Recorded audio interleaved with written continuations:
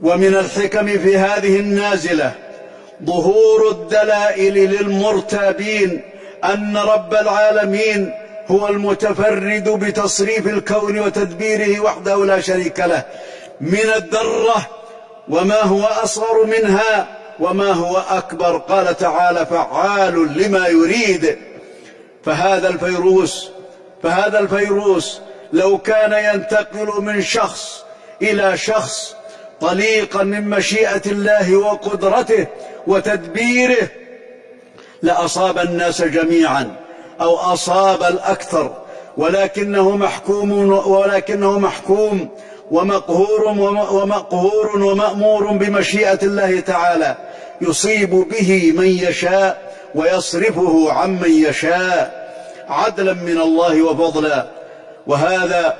وهذا ما قرره النبي صلى الله عليه وسلم في عقيدة التوحيد بقوله صلى الله عليه وسلم: لا عدوى ولا طيرة ولا هامة ولا صفر.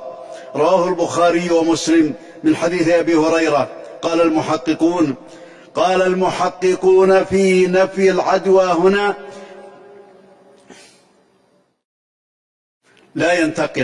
لا ينتقل المرض من شخص إلى غيره إلا إذا نقله الله بمشيئته إلى غير الأول، ولا ينتقل المرض بطبعه طليقا عن مشيئة الله.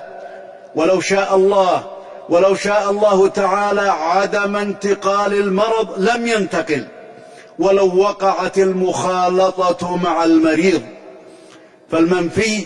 فالمنفي ما كان يعتقده أهل الجاهلية من انتقال المرض بطبعه من غير مشيئة الله تعالى، لقوله صلى الله عليه وسلم: فمن أعدى الأول.